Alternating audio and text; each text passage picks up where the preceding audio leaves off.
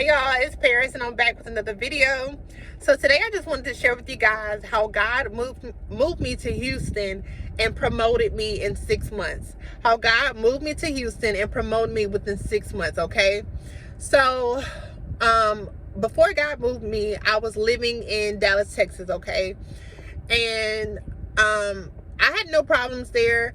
I had an apartment and I was only paying $500 a month, okay? All bills paid for a nice apartment. And so when God called me to move, I was basically confused, because I was like, God, why do you want me to move? Like, I'm living good. I'm not, stressing. I'm not complaining. Why do you want me to move? And I just got here, right? Because I had been in Dallas for basically going on a year. And so I was like, okay, God, why do you want me to leave now? So anyways, I'm obedient nevertheless. And I didn't know where I was going, but God finally revealed to me that he wanted me to move to Houston. And so I called my life coach at the time and I told her what God was telling me. And so at the end of our conversation, she said she felt like God was leading her to tell me I could move in with her. Okay, so boom. I have a place to stay. I know where I'm going. And so December the 23rd, I moved to Houston and I moved in with my former life coach. Well, I stayed with her for about 2 to 3 months, okay? 2 to 3 months and a half. And things didn't go as well as I thought. God didn't tell me, what I was going to go through. But let's just say that things got a little rocky, and I was like, God, why would you bring me to a place where there is chaos, to where I'm being mistreated? And so anyways, God ended up allowing me to to be a help to this person, but at the same time, I'm not understanding why I'm in Houston. I'm like, okay, God, you want me to help this person, but why am I in Houston right now? Like, things aren't making sense to me. And so anyways, I started applying for a job, and I'm applying to all these full-time jobs, and nobody is calling me back. Nobody's calling me back. And I'm like, God, what do you want me to do? So I came across this part-time job, and this was the exact same job that I was already doing back in Dallas, but it was just part-time. And so I'm like, God, this doesn't make sense to me, but I'm going to go ahead and apply because I feel like you're leading me to this job, even though it's not going to pay for everything. So I applied and I got the job. Well, as I get into this job and I started working, I met my coworkers, and it's this particular coworker that I started to work with. I'm building this bond with her, and then I find out that she's about to quit. And I'm like, dang, God, like I just, started to build a bond with her, but it was all working out in his plan. And so this particular coworker had to leave because when she left, I was able to get full-time hours, okay? It was only temporary, but it still helped me out. And so when she finally quit, I was able to take over her shifts, and I was able to get full-time hours. And I basically was getting full-time hours for about a month and a half. So after I wasn't able to get those full-time hours anymore, of course, I went back to part-time. It was like I went back to reality. And so I was like, okay, God, I'm part-time now. What do you want me to do? And so God just kept telling me to trust him. And so within this time, God is allowing people to sow into me. Mentors, they're asking, how am I doing? And so they start to sow into me. And so, God is providing for me, but it's not the way that I wanted. Like, I wanted something more stable. I didn't want to have to trust in God to provide for me each day. Like, I just wanted a steady paycheck to where I could be stable, right? So God was testing me. He was definitely testing me to see if I could be committed to him through hard times. And so as I'm going through it, God is showing me that I'm going through a famine. He's letting me know I'm going through a famine, and he basically told me through Genesis 26 that if I stayed where I was in this part-time job, he was going to blow my mind and bless me. And I'm like, God, you really gonna do this?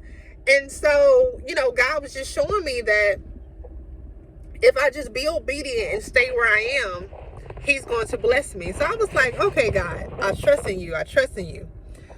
So with that being said, around this time, my supervisor, she's asking me, how am I doing?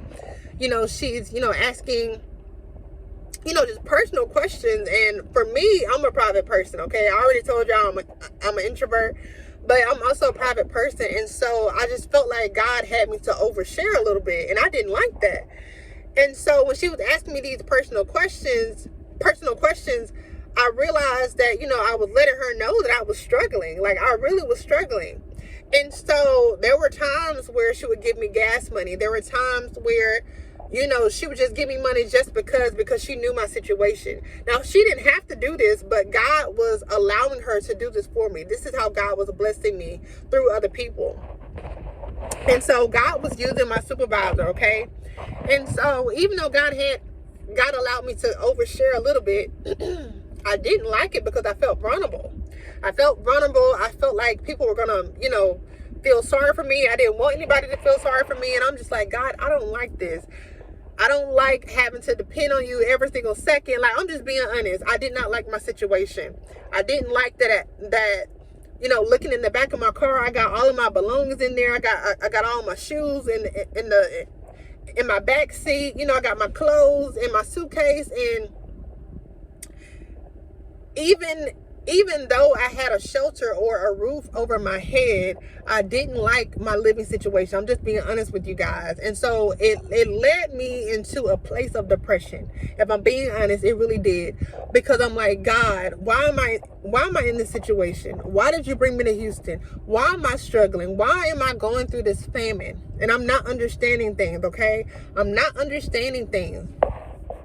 And so I moved from living with my former life coach to booking a private room in an Airbnb. And then when my finances started to dry up, I went from a private room to a shared room. Okay, if you don't know what a shared room is, it's basically one room with a bunch of bunk beds in there. So you're sharing a room with a bunch of people. And so this really put me in a state of depression because I was just like, God, I did this already back in Dallas, because when I first moved to Dallas, I had booked a shared room, okay? And I thought that was going to be my last time doing that. And so it kind of brought a little trauma to me because I was like, I don't want to go through this again. And so as God is humbling me, as God is testing me, as God is allowing me to go back through the same situation, I'm mad at God. I'm just being honest with you guys. I'm mad at God because I'm not understanding why God had me to move, and I was in a good situation, right? And so God is just telling me to trust him, to just trust everything that he's doing, and just to know that, he is God. And so basically I'm listening to God, but then I'm still depressed at the same time. And I'm like, God, I trust you, but I don't like my situation, okay? So there was several times where I cried and I cried and I cried. And in the midst of this time, God is still having me to produce videos out to you guys. I'm still encouraging you guys, but when I'm going home or when I'm at the Airbnb, I'm still feeling sad because I'm thinking about my situation, Yes, I can encourage myself. Yes, I can be in the word, but there were just times where I was really going through it. It was kind of like Job. Job, basically didn't do anything, but he went through the most. And even though he was rewarded for, basically going through what he went through, he also went through a state of, probably being mad at God as well, because he didn't understand why he was going through what he was going through, right? So, with all that being said, I'm living in a shared Airbnb, and my supervisor knows this information. Keep in mind, I did not know that she's going to she's going to our top boss, which is the CSO, not the CEO, but the CSO. And she's telling her, basically about my situation, not in a messy way, but in a way to help me. And she's like, how can we come up with the ways to give our employees raises, or how can we, help the people under us? And so keep in mind, I work for a nonprofit business, and so they work on a budget. And so they were trying to figure out how can they help their employees within this budget. And so keep in mind, I'm not knowing that this conversation is going on, okay? Well, it gets to a point in time to where I start looking for an apartment. Even though I cannot afford an apartment, I just started looking at apartments by faith, okay? I'm applying, and I'm just like, okay, well, maybe God is just going to do a miracle. So I'm applying to these apartments, and they're saying, Paris, you don't make 3 times the rent. And I knew I didn't, but I was just believing for a miracle. And I just kept applying, and kept getting denied. And I'm just like, this seems so impossible, okay? So around this time where I am applying for jobs, keep in mind that back in February, I basically had applied to this particular apartment, but I was on a waiting list. And so I got on this waiting list, and I never heard anything back from them. So just keep that in mind. So anyways, I'm applying, but nothing is happening. So I'm just thinking, Lord, you're going to have a ram in the bush for this situation, because I don't see how I'm going to be able to have my own place. Because keep in mind, God had told me that he was going to give me my own place again. And so I'm just trying to figure out, how is all this going to happen on a part-time salary? And so my supervisor starts to tell me that she felt like I would be great for this particular position. She said it would be full-time. She said, but I would have to take a course for it. And she told me, she said this course would basically start within May. But she was like, she wanted me to make sure that I wanted to actually work at this job long term before she signs me up, because she didn't want me to be signed up for this course and then, I end up and quit. And keep in mind, y'all, I did want to quit. I wanted to quit because I was like, I deserve more. I deserve to be paid more.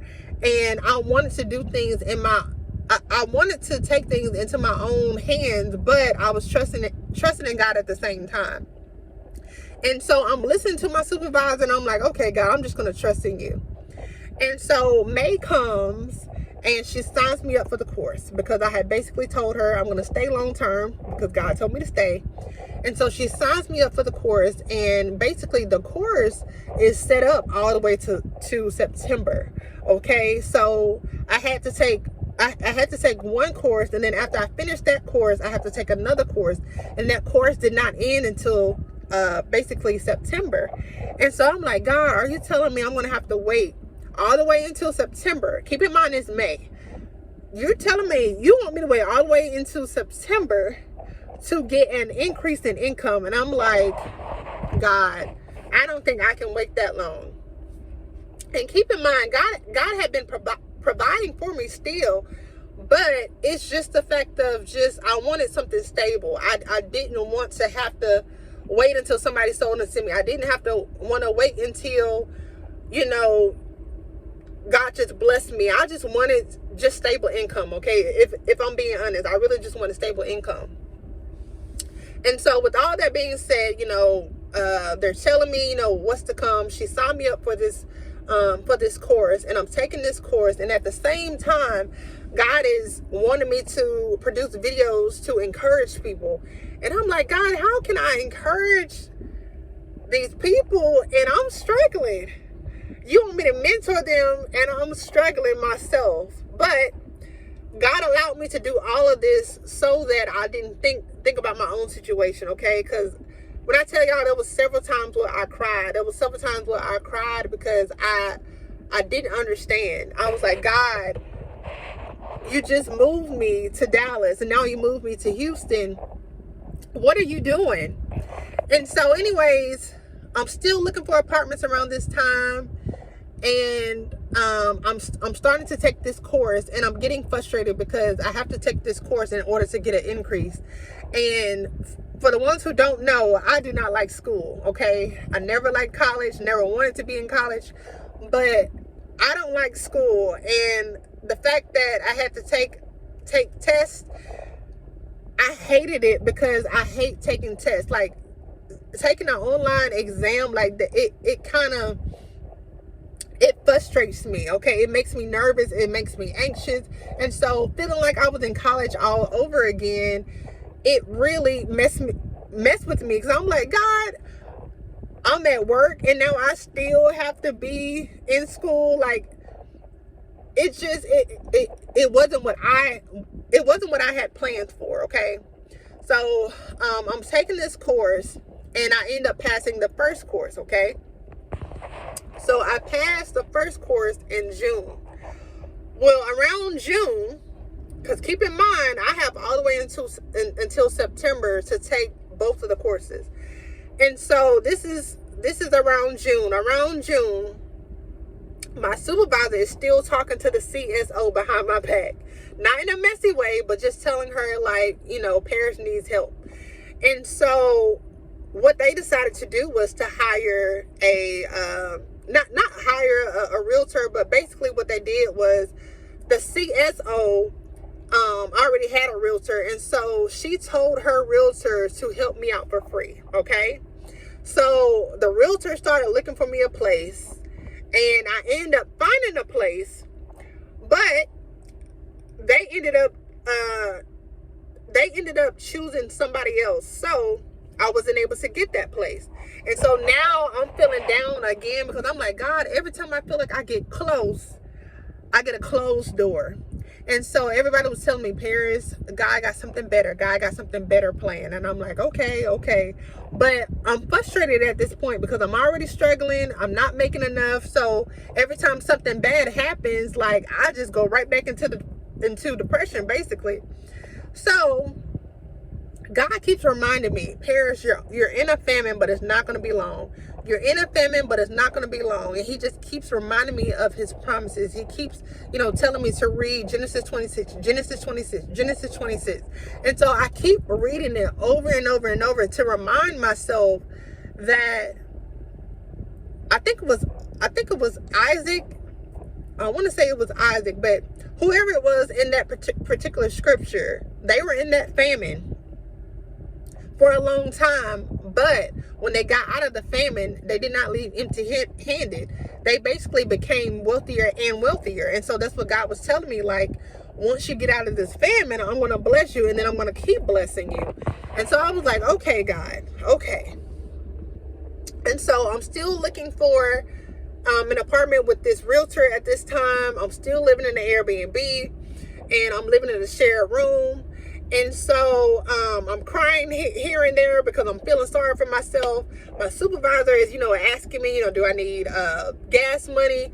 Then she's giving me money. So it's like every time she gives me money, it makes me feel sad. It makes me feel sorry for myself. So I'm like, God, I never asked to be in this situation.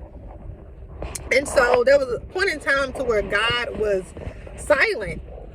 And I'm just like, God, do you hear me? Like, are you listening? And so it wasn't until, I want to say, the beginning of, or it was like the end of June, and I prayed this prayer. And God basically, shared with me about the scripture about the dry bone, prophesying to your dry bones. And so when I prophesied over my finances, okay, because those were my dry bones, when I prophesied over my finances, as soon as I got finished praying, it thundered, and like literally it was sunny. It thundered so hard. I was like, God, I know you heard me. And so this was like toward the end of June. Okay. So it's July now. It is July now. And I think I went to my supervisor and I had broke down, and I just told her, I was just like, I didn't even have enough money for my oil change, and I told her I didn't even have enough money for school at one point. And so I told her that, you know, I had to ask my parents, you know, to help me out. And so I just started crying because I started to feel sorry for myself over and over and over. And once I cried that last time, this must have did something to her, because my supervisor went back to the CSO, and whatever she told her, it must have sparked something, because this is where the blessing comes in. This is where this is where I'm about to get promoted.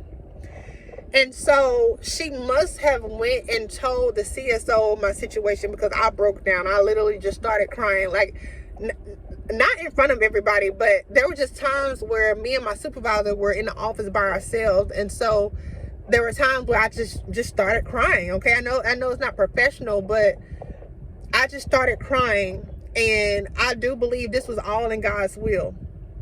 So after I got off, my supervisor must have went and spoken to the CSO, because after that, my supervisor had booked a meeting for me to meet with the CSO and somebody else. Okay. And so that following week, keep in mind this is July, within that following week, I met with her and the other person, and they both sat me down, and they was like, hey, your supervisor told us your situation, and we want to help you. And so I'm looking at them like, I've heard this before, but I'm listening. So they was like, we want to help you. So they said, what we're going to do is, we was like, we already know that you're finishing your course. We are going to go ahead and promote you, assuming that you're going to pass the test. We're going to also go ahead and give you the salary of this position. Okay. Not only that, once you have finished college, because even though I'm taking these courses, I'm still technically in college. Okay. If you guys didn't know, I'm in college, and I have one more year left.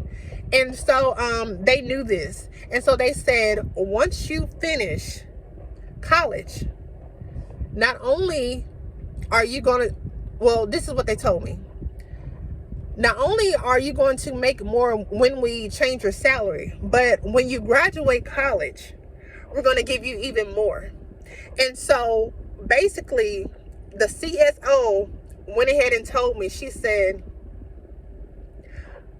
I have decided to give you this amount.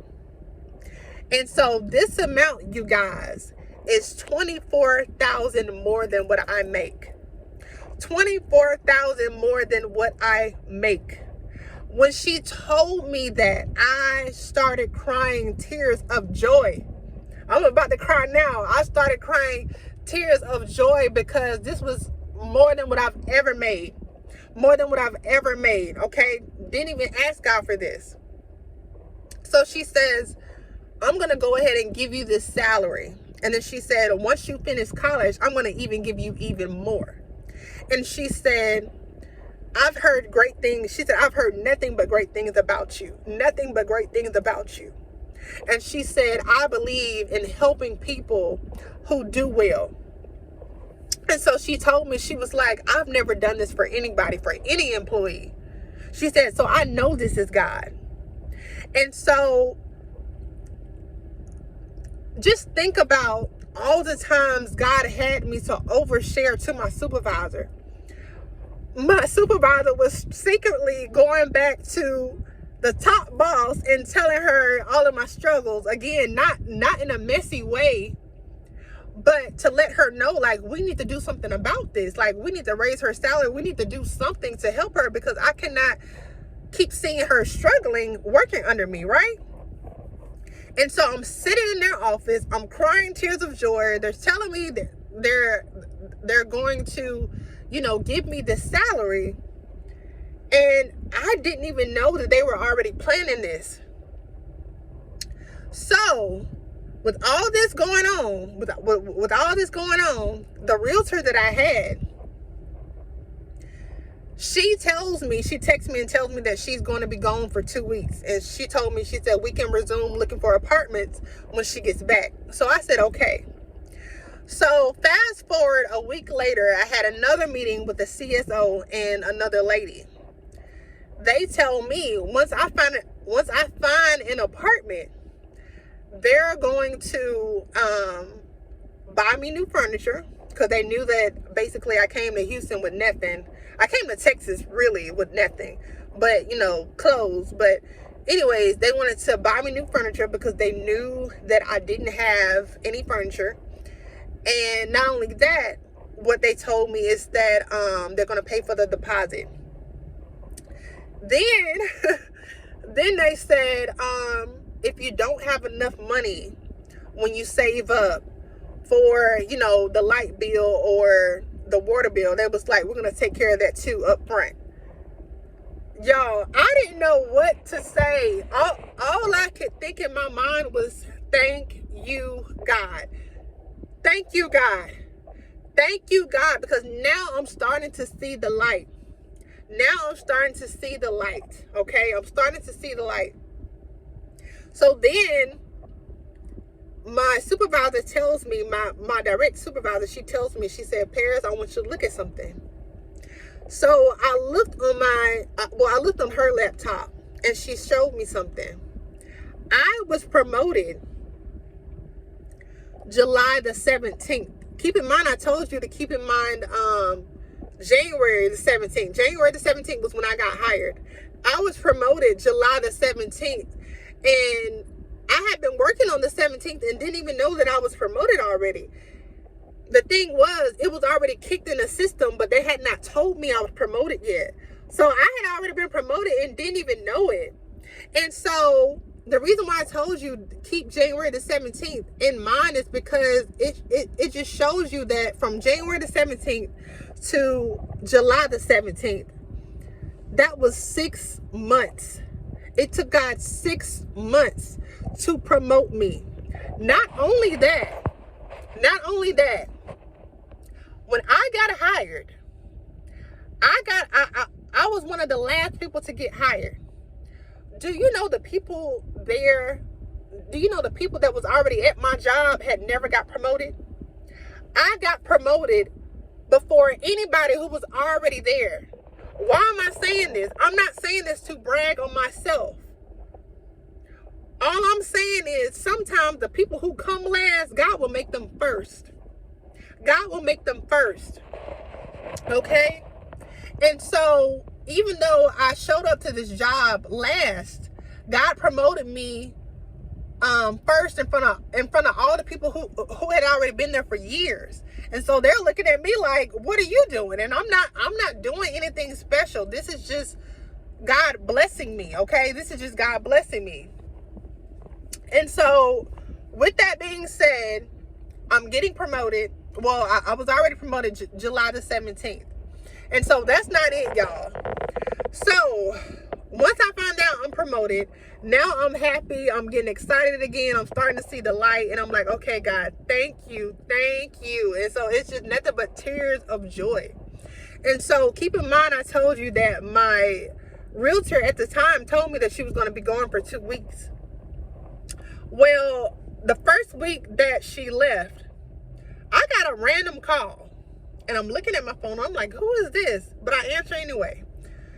So I answer, and the person's like, hey, this is so-and-so. You're on the waiting list for an apartment. And I'm thinking to myself, and I'm like, waiting list? And then I was like, that was back in February. And so she was like, are you still interested? And I'm like, yeah, I'm interested. And so she was like, okay, I need you to come in. And so I'm thinking to myself, I really don't want to do this because I wanted to, I wanted my realtor to help me out. But then I was like, but she's gone. Then I was like, but what if this is God? And so I went ahead and I met with the lady, and she says she needs 5 recent pay stubs. Keep in mind, I just got promoted, but I have not been making the pay that I'm about to make. Okay, my salary had not changed just yet in the system. So all I could provide was all of my part-time pay. And I'm like, I'm freaking out. I'm freaking out because I'm like, there's no way I'm going to be able to afford this apartment just by these pay stubs, because these pay stubs only show the part-time pay. And so I told the lady, I was like, listen, I just got promoted. Do you want my offer letter? She said no.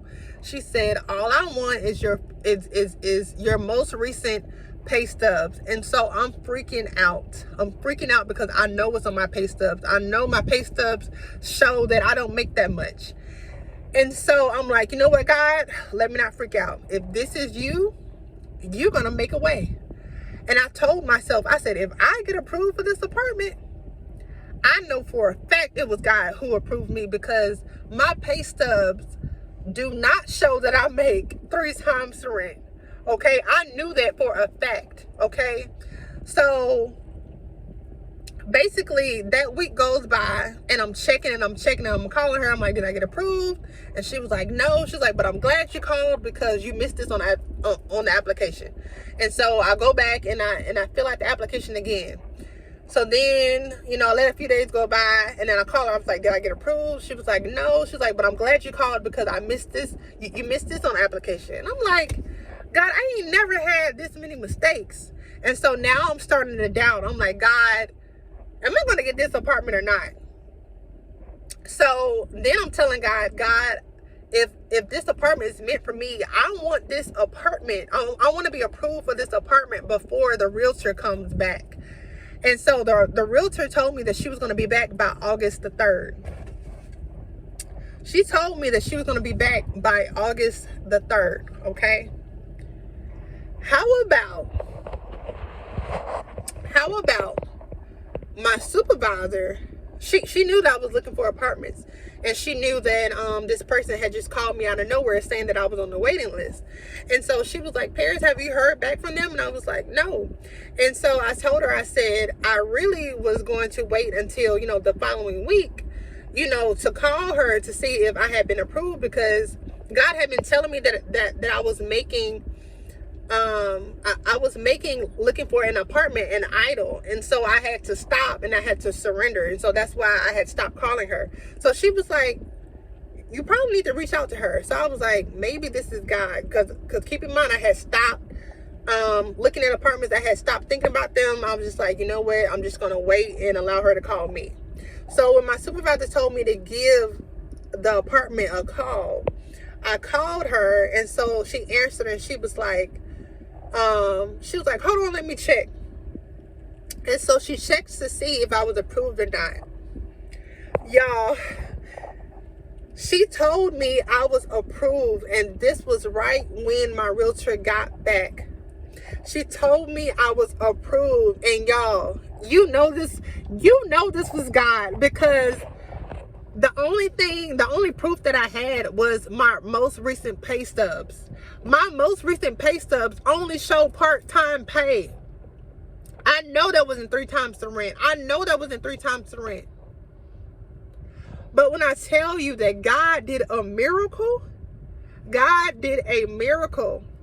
So now I have a 1-bedroom apartment that I will be moving in September the 1st, y'all. When I tell y'all, God did a miracle for me. He did a miracle for me, and I know that he's not done. So this is how God basically moved me to Houston. I went through some trials and tribulations. I had to wait a long time. It took 6 months. But within those 6 months, God still provided for me. Within those 6 months, God still sent out ravens, to provide for me. Not only that, God promoted me. Okay, God gave me an increase in income. I was able to put money into my savings account. Not only that, the CSO tells me that she's going to bless me with brand new furniture.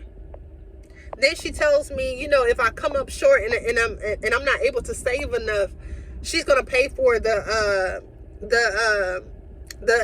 the electricity deposit if I had one. She's going to pay for the security deposit. Then she tells me, I'm going to give you a $24,000 increase. Then she tells me, when you finish college, I'm going to give you even more. Who does that? This is nobody but God. Nobody but God. If this doesn't encourage you in your weight, I don't know what will. We have to learn to wait on God. We have to learn to trust God. No matter what anybody says, no matter what your family says, no matter what your mama says, your coworkers say, your friends, whoever.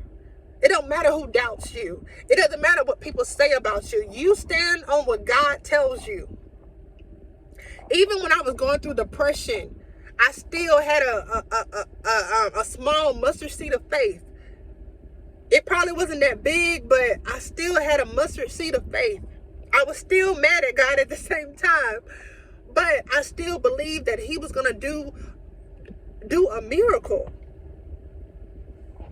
Now, some may not, get my testimony. You may feel like, well, I just don't believe, God's going to allow you to go through all of that. You can think whatever you want to think. But I know that this was God that moved me to Houston. I know that I would have never got this increase if I had not have moved. If I had have just been grateful for what God was doing in Dallas, I would have never got to get this increase. Because I was content in Dallas, but God gave me even more than I'm making, even more than what I was making when I was full-time in Dallas. I'm making even more than what I was making as a full-time employee. God blessed me $24,000 more in my income. And I know God is not done. I know God is not done. So anyways, I just wanted to bless you guys with my testimony. Thank you guys for being patient. If you guys are interested in a coaching session with me, they are not free. I'm just being honest. But if you are interested in a coaching session with me, my information will be in my description box. Thank you guys for watching, and I will see you guys in my next video. Bye, y'all.